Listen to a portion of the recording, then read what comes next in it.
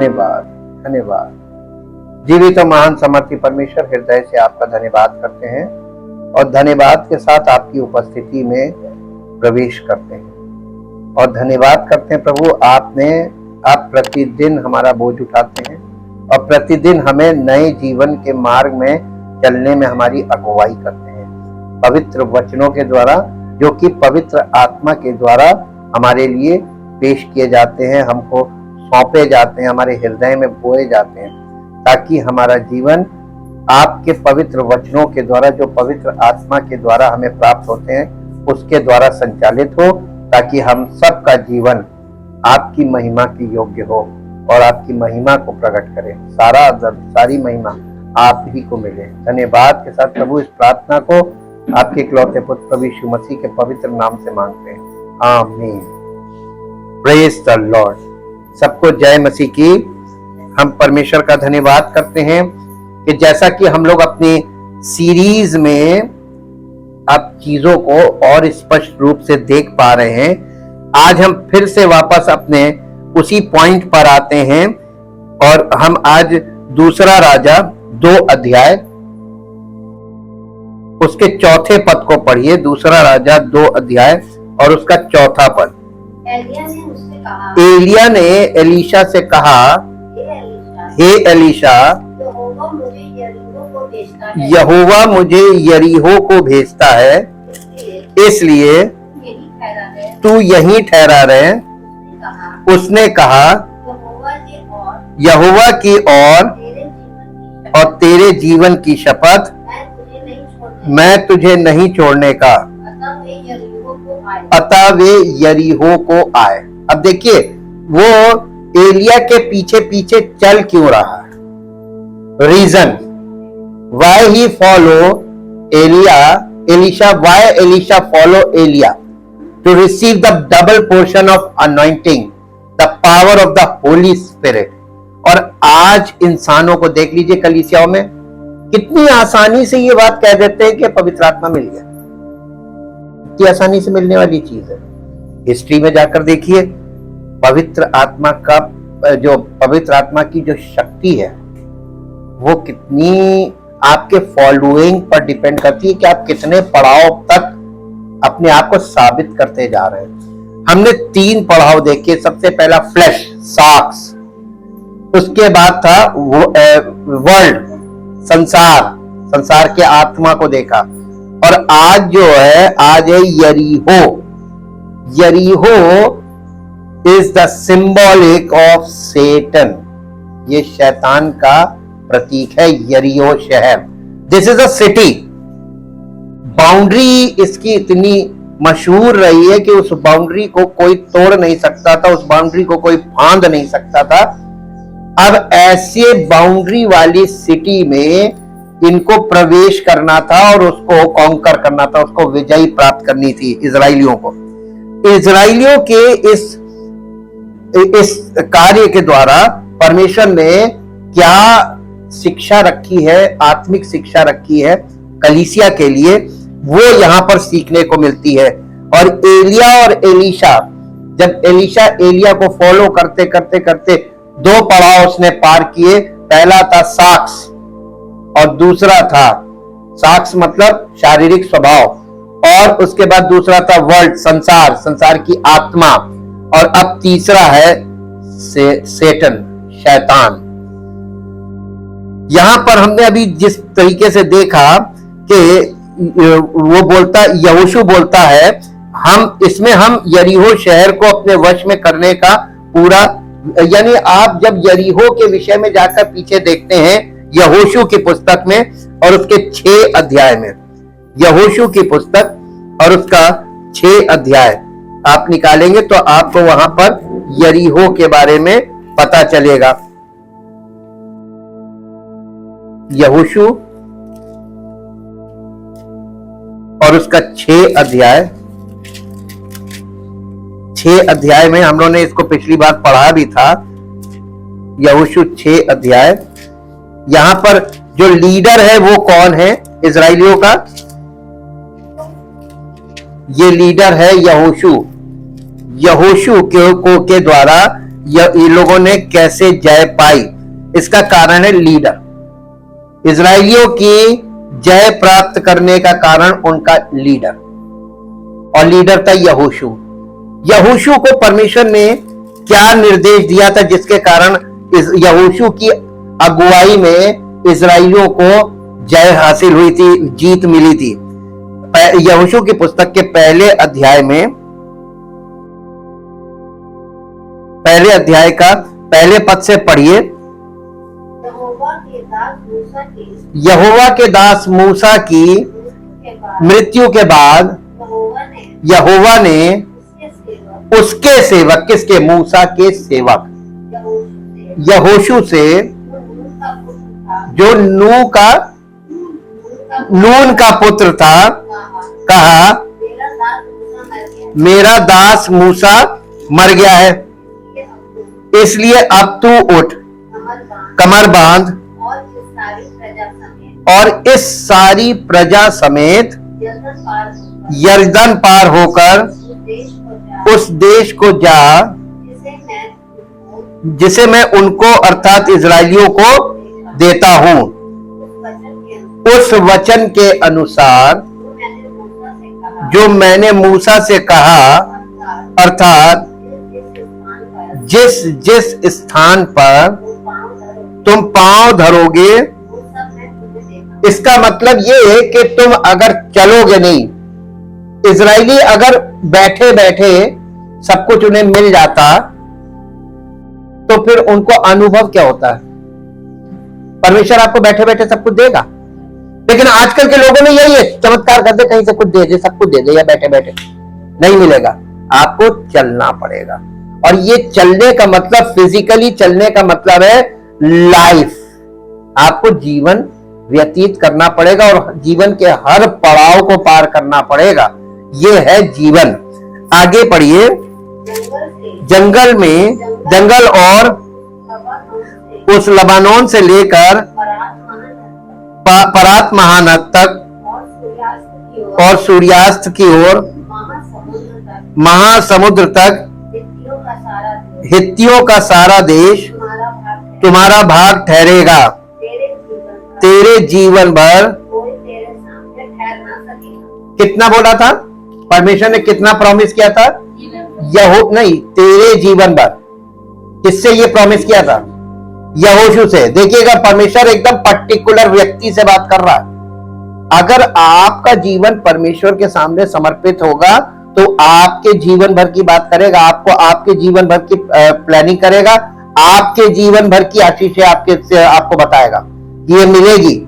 लेकिन आप ये सोचो कि प्रभु हमें हमारे बाद हमारे पूरे वंश को देता नहीं देगा। तो यहां पे यहोशू से उसने ये प्रॉमिस किया कि तेरे जीवन भर कोई तेरे सामने ठहर ना सकेगा। जैसे मैं मूसा के संग रहा वैसे ही तेरे संग भी रहूंगा जी। और ना तो मैं तुझे धोखा दूंगा और ना तुझको छोड़ूंगा। आप देखिए, नए नियम में यीशु मसीह ने भी यही बोला ना मैं तुझे कभी छोड़ूंगा ना त्यागूंगा। वही प्रॉमिस चला आ रहा है। इसलिए हियाव बांधकर दृढ़ हो जा, क्योंकि जिस देश को देने की शपथ मैंने इन लोगों के पूर्वजों से खाई थी, उसका अधिकारी तू इन्हें करेगा। कौन करेगा? यहोशू। देखिए, पर्सन को बहुत जल्दी ध्यान दीजिएगा, पर्सन बहुत इंपॉर्टेंट है। इतना हो कि तू हियाव बांधकर और बहुत देर होकर जो व्यवस्था मेरे दास मूसा ने तुझे दी है उन सब के अनुसार करने में चौकसी करना, और उससे ना तो दाहिने मुड़ना ना बाएं, तब जहां जहां तू जाएगा वहां वहां तेरा काम सफल होगा। व्यवस्था की ये पुस्तक तेरे चित्त से कभी ना उतरने पाए, इसी में रात दिन ध्यान दिए रहना, इसलिए कि जो कुछ उसमें लिखा है उसके अनुसार करने की तू चौकसी करे, क्योंकि ऐसा ही करने से तेरे सब काम सफल होंगे और तू प्रभावशाली होगा। ये इस गिफ्ट के साथ और इस आज्ञा के साथ यहोशू उनको लेकर चला था। यहोशू किस आधार पे आगे जा रहा था? परमेश्वर की व्यवस्था को लेकर। व्यवस्था क्या? 10 आज्ञाएं परमेश्वर के आज्ञाओं के को लेकर जा रहा था। अब यहां पर आप जब देखते हैं तो यहां पर ये देखते हैं 6ठे अध्याय में कि यहोवा ने उनको क्या बोला था। अध्याय 6 यरीहो का पतन लिखा हुआ है ना, द डिस्ट्रक्शन ऑफ जेरिको। अब इसको पढ़िए, यरीहो के सब फाटक इजराइलियों के डर के मारे लगातार बंद रहे और कोई बाहर भीतर आने जाने नहीं पाता। ये सिटी की बात हो रही, घर की बात नहीं हो रही है जी। फिर यहोवा ने यहोशू से कहा, सुन, मैं यरीहो को उसके राजा और शूरवीरों समेत तेरे वश में कर देता हूं। किससे बोला? यहोशू से बोला, तेरे वश में कर देता हूं, इसलिए तुम में जितने योद्धा हैं नगर को घेर लें और उस नगर के चारों ओर एक बार घूम आए और 6 दिन तक ऐसा ही करें। देखिए, परमेश्वर उनसे लड़ने को नहीं बोल रहा है, कुछ करने को नहीं बोल रहा है, सिर्फ एक काम बोल रहा ना, उसमें एक चक्कर मार के आ जाओ। आज्ञा माननी थी, आज्ञा माननी थी और लोगों ने आज्ञा मानी। परमेश्वर की आज्ञा मानने का, देखिए परमेश्वर आपसे कोई काम नहीं बोल रहा कि ये करो वो करो। परमेश्वर आपसे सिर्फ कह रहा है कि मेरी इच्छा के अनुसार चलो। तो आपको सिर्फ छोटा सा काम दिया है कि परमेश्वर की आज्ञा, परमेश्वर का वचन सुनो, उसको उसके अनुसार अपने जीवन में आगे बढ़ो। आगे पढ़िए, 6 दिन तक तो ऐसा ही करना और 6 दिन तक ऐसे ही किया। हाँ, और 7 याजक संदूक के आगे। ये संदूक क्या था? वाचा का संदूक। इसके अंदर क्या था? 10 आज्ञाएं। 10 यानी परमेश्वर की आज्ञाओं को आप लेकर ढो रहे हैं, परमेश्वर की आज्ञा को। और आगे 7 याजक क्या कर रहे हैं? नरसिंगा फूंकते चल रहे हैं। मेढ़ों के सींगों के 7 नरसिंगे लिए हुए चले। फिर 7वें दिन तुम नगर के चारों ओर 7वें दिन 7 बार घूमना और याजक भी नरसिंगे फूंकते चले। और जब वे मेढ़ों के सींगों के नरसिंगे देर तक फूंकते रहे, तब सब लोग नरसिंगे का शब्द सुनते ही बड़ी ध्वनि से जय जयकार करें। बड़ी ध्वनि से जय जयकार करें। तब नगर की शहरपना, बाउंड्री वॉल नींव से नीचे गिर जाएगी। ये परमेश्वर ने उनको बताया था। उन्होंने, यहोशू ने सब इजराइलियों को ये बात बताई कि उन्होंने विश्वास किया। हम तो रोज वचन बताते हैं, कितने विश्वास करते हैं, ये तो उनके जीवन के रिजल्ट से पता चलता है। उन लोगों ने ये बात सुन ली और फिर क्या किया? और सब लोग नरसिंगे का शब्द सुनते ही बड़ी ध्वनि से जय जयकार करें। तब नगर की शहरपना, ये तो परमेश्वर ने बता दिया। 6ठा पद, इसलिए नून के पुत्र यहोशू ने याजकों को बुलवाकर कहा, वाचा के संदूक को उठा लो। और 7 याजक यहोवा के संदूक के आगे आगे मेढ़ों के सींगों के 7 नरसिंगे लिए चले। फिर उसने लोगों से कहा, आगे बढ़कर नगर के चारों ओर घूम आओ और हथियार बंद पुरुष यहोवा के संदूक के आगे आगे चले। और जब यहोशू ये बातें लोगों से कह चुका, तो वे 7 याजक जो यहोवा के सामने 7 नरसिंगे लिए हुए थे, नरसिंगे फूंकते हुए चले और यहोवा की वाचा का संदूक उनके पीछे पीछे चला। और हथियार बंद पुरुष नरसिंगे फूंकने वाले याजकों के आगे आगे चले, पीछे वाले संदूक के पीछे पीछे चले। और याजक नरसिंगे फूंकते हुए चले। और यहोशू ने लोगों को आज्ञा दी, जब तक मैं तुम्हें जय जयकार करने की आज्ञा ना दूं, तब तक जय जयकार ना करो, और ना तुम्हारा कोई शब्द सुनने में आए, और ना कोई बात तुम्हारे मुंह से निकलने पाए। आज्ञा पाते ही जय जयकार करना। उसने यहोवा के संदूक को एक बार नगर के चारों ओर घुमवाया, तब वे छावनी में आए और रात वहीं काटी। और फिर इसके बाद और यहोशू सवेरे उठा। ये 6 दिन तक यही करते रहे। हाँ, और इसके बाद फिर 15 पद से पढ़िए। फिर 7वें दिन क्या हुआ?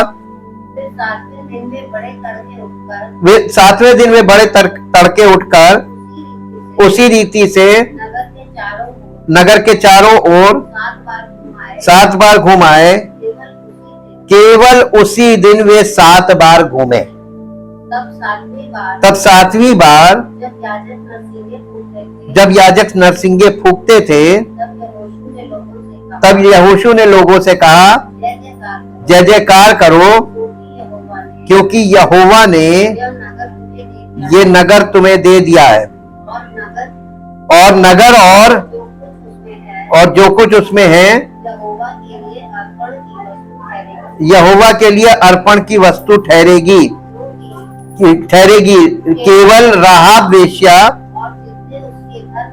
जिसने उसके घर में हो वे जीवित छोड़े जाएंगे, क्योंकि उसने हमारे भेजे हुए दूतों को छिपा रखा था। और तुम अर्पण की हुई वस्तुओं से सावधानी से अपने आप को अलग रखो। ऐसा ना हो अर्पण की वस्तु ठहराकर बाद में उसी अर्पण की वस्तु में से कुछ ले लो, और इस प्रकार इजरायली छावनी को भ्रष्ट करके उसे कष्ट में डाल दो। यानी ऐसा ना हो कि तुम वहां पे अर्पण की वस्तु में कोई चीज तुम्हें पसंद आ जाए, तुम ले लो, और फिर तुम अपने पूरे परिवार को मुश्किल में डाल दोगे। छावनी का मतलब निवास, जहां वो रहते थे। आप ये देखिए कि यहाँ पे परमेश्वर करवा क्या रहा है। उस शहर की शहर पनाह को नेव से ऐसे गिरा दिया परमेश्वर ने, केवल जय जयकार से। लेकिन इसका तरीका भी बताया गया है, लीडरशिप के अंतर्गत करवा रहा है। आज प्रभु यीशु मसीह के द्वारा हमारे जीवन में शैतान के जितने भी बंधन है, उससे वो हमको जयवंत करने के लिए तैयार है, अगर आप हुक्म माने तो। यहाँ पर फेथ एंड ओबीडियंस का खेल बताया जा रहा है इसमें। और ये इसीलिए इसके यहोशू 6 अध्याय का 26 पद पढ़िए। फिर उसी समय यहोशू ने इजराइलियों के सम्मुख शपथ खाई और कहा, जो मनुष्य उठकर इस नगर यरीहो को फिर से बनाए, वो यहोवा की ओर से श्रापित हो। इसको कोई बनाएगा नहीं। और मालूम है, जिस नगर को आप यहाँ पे पढ़ रहे हैं, ये आज नक्शे पे इजराइल के ऊपर वेस्ट बैंक, आपने न्यूज में इस समय बहुत चल रहा है, सुना होगा, वेस्ट बैंक के पास में। और आज इसका नाम तेल सुल्तान है, तेल एल सुल्तान। इस नगर को मना कर दिया था, कोई नहीं बसाएगा। और ये इस चीज को दिखाया जा रहा है कि इस प्रकार इस शहर का नाम का अर्थ है श्रापित। ये श्रापित है। इतिहास का ये भाग कनान में शत्रुओं पर इजराइलियों की पहली विजय की बात करता है। कनानी लोग बुरी आत्माओं को दर्शाते हैं। ये क्यों नहीं बसाया जाएगा? इसमें जो लोग रहते थे वो बुरी आत्माओं की वर्शिप करते थे। They worship the fallen angels। इसलिए इसको मना किया गया था, और इसको परमेश्वर ने इसीलिए इजराइलियों को इस पर जयवंत किया था, ताकि तुम यहाँ पर परमेश्वर के राज्य को स्थापित करो। और ये कनानी लोग बुरी आत्माओं को दर्शाते हैं जो शैतान की हैं। वे इफिसियों 6 अध्याय 12 पद में भी इसका वर्णन किया गया है। इफिसियों की पत्री 6 अध्याय उसका 12 पद पढ़ दीजिए। यहाँ पे इस प्रकार से लिखा हुआ है, इफिसियों 6 अध्याय, क्योंकि हमारा वो मल युद्ध लहू और मांस से नहीं परंतु प्रधानों से और अधिकारियों से और इस संसार के अंधकार के हाकिमों से और उस दुष्टता की आत्मिक सेनाओं से है जो आकाश में है। जिसपे हम लोग लगातार अध्ययन कर रहे हैं, ये वही पार्ट इसमें आके ऐड हो जाता है। अब आपको मालूम है द सिग्निफिकेंस ऑफ जेरिको, यरीहो का इसमें प्रतीकात्मक आत्मिक अर्थ क्या है। यहां पर हमने पहला पढ़ा था साक्ष, शारीरिक पतित स्वभाव, पाप का स्वभाव। दूसरा था संसार का आत्मा। और यहां पे आप आते हैं तो यह शैतान, तो यहां पे ये तीनों का आपको मेल मिलेगा। यहां सांसारिक स्वभाव वाले लोग और शैतान की आराधना करने वाले लोग, संसार की आत्मा के अंतर्गत शैतान की आराधना करने वाले लोग, ये तीनों जो ऊपर के 2 पॉइंट वो यहां आकर फिर मिल जाते हैं। हमने शरीर और संसार पर विजय पा ली, अब भी हमें शत्रु पर विजय पाना है। शत्रु पर विजय पाने का एकमात्र तरीका परमेश्वर के वचन पर विश्वास करना, उसके वचन के अनुसार कार्य करना और विश्वास करना है कि हमें उसके वचन को पूरा करने के परिणाम प्राप्त होंगे।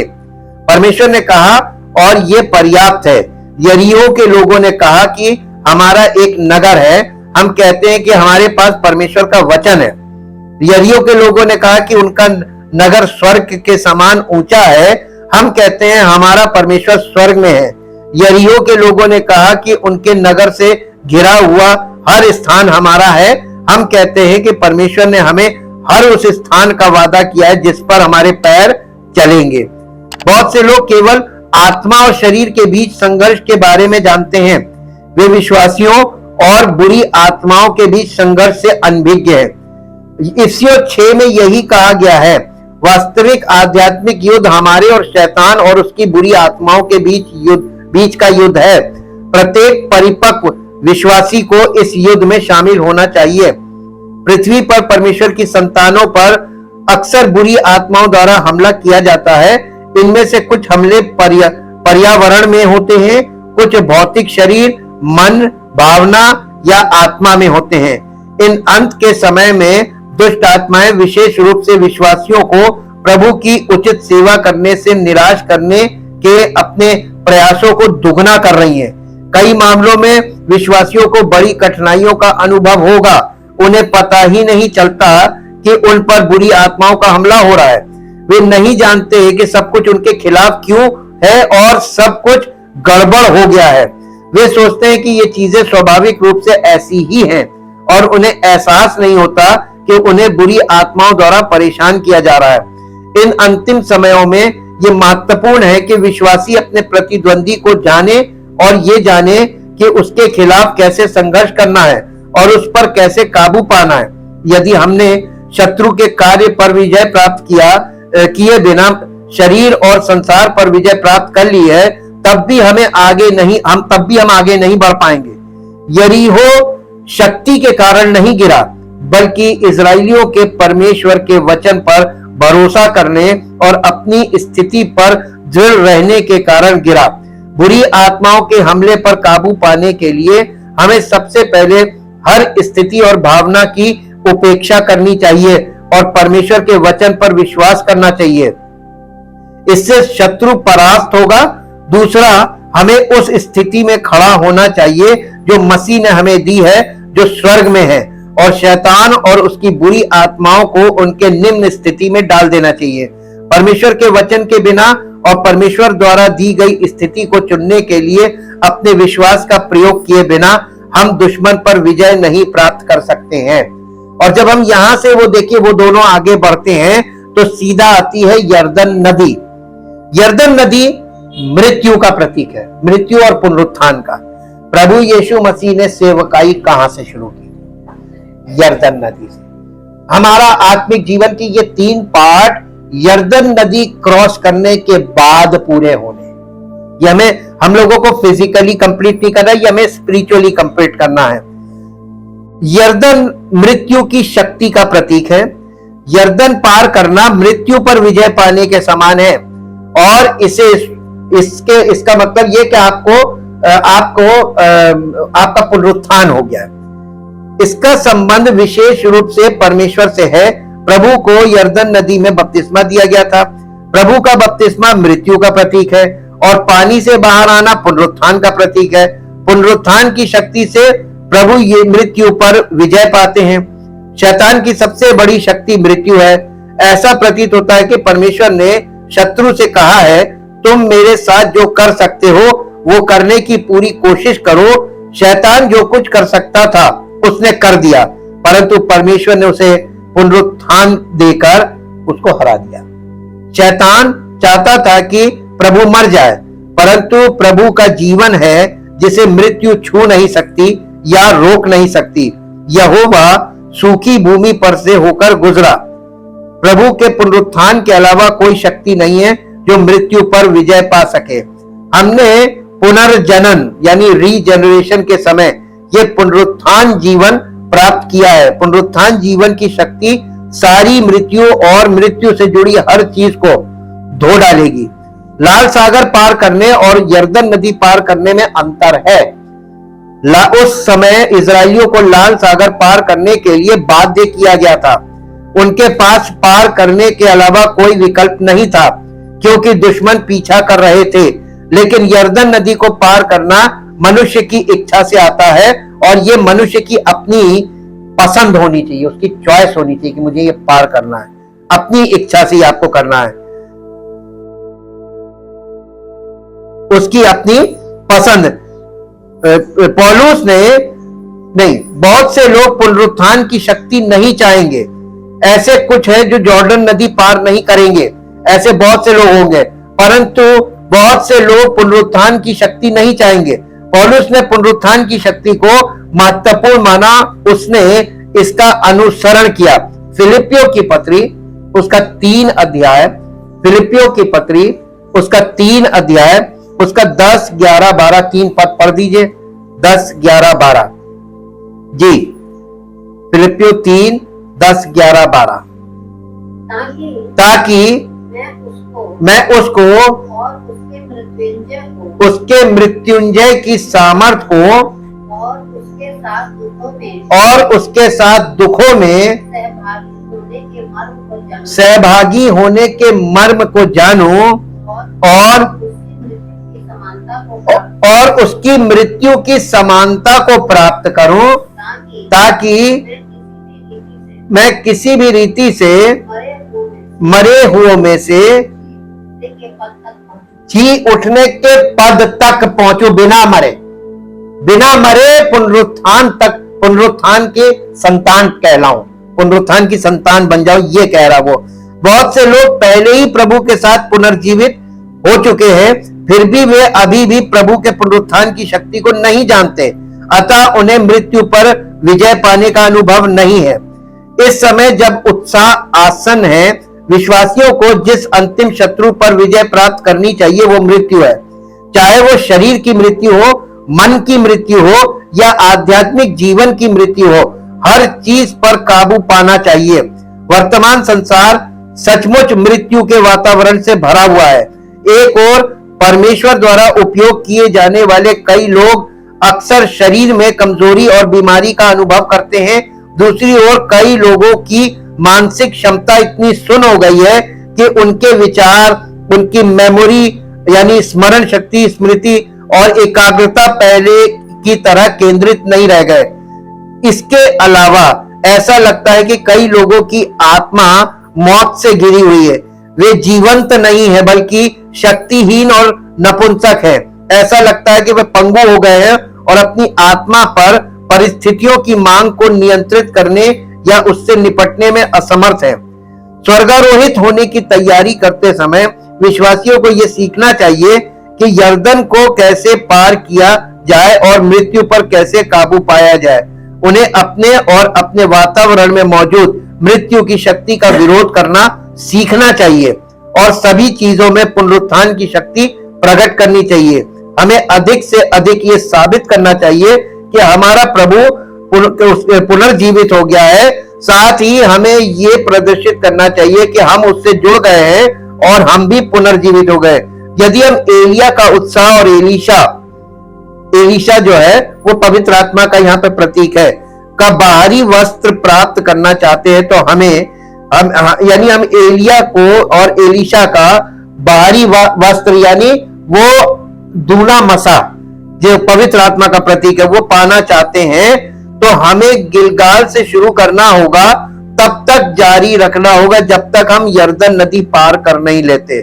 पवित्र आत्मा केवल उन लोगों पर उतर सकता है जो पुनरुत्थान के जीवन से भरे हुए हैं। हमें ये नहीं सोचना चाहिए क्योंकि हमें नया जन्म लिया है इसलिए हमें निश्चित रूप से पुनरुत्थान हमारा पुनरुत्थान किया जाएगा।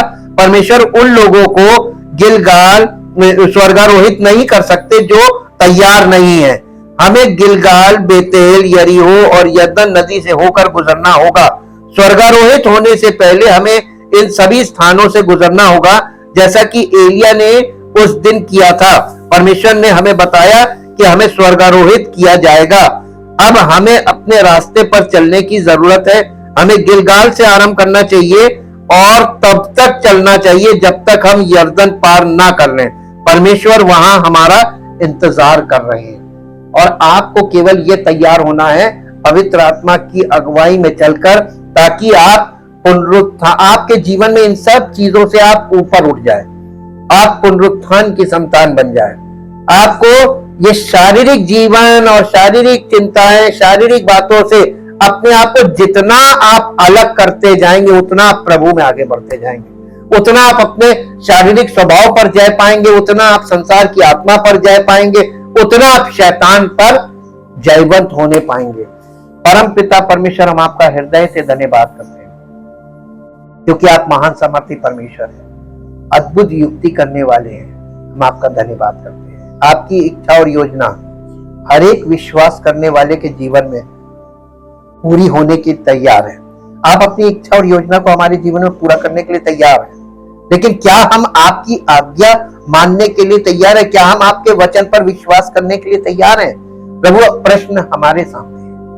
हर विश्वासी को अपने जीवन में इस प्रश्न को हल करना है।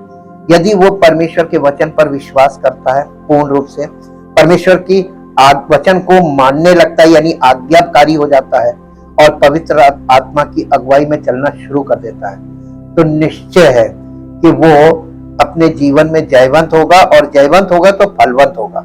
और प्रभु, ऐसों का जीवन आपकी महिमा से भरा होगा और आपकी महिमा का कारण बनेगा। इसलिए प्रभु, हम सब विश्वासियों को जो वास्तव में विश्वास में बढ़ रहे हैं, जो वास्तव में आपके वचन को ग्रहण कर रहे हैं, जो आपके वचन पर विश्वास कर रहे हैं, भरोसा कर रहे हैं और आपके वचन को अपने जीवन में हृदय में संचय कर रहे हैं और पवित्र आत्मा की अगुवाई में चलने के लिए तैयार हैं, उन्होंने चलना शुरू किया। आपका अनुग्रह इनके जीवन में प्रकट हो, अद्भुत सामर्थ के द्वारा इनके जीवन में छुटकारे के काम हो, सामर्थ के काम हो और आपकी महिमा प्रकट हो। सारी महिमा आपको मिले। इस प्रार्थना को प्रभु यीशु मसीह के पवित्र नाम से मांगते हैं, आमीन। Praise the Lord. परमेश्वर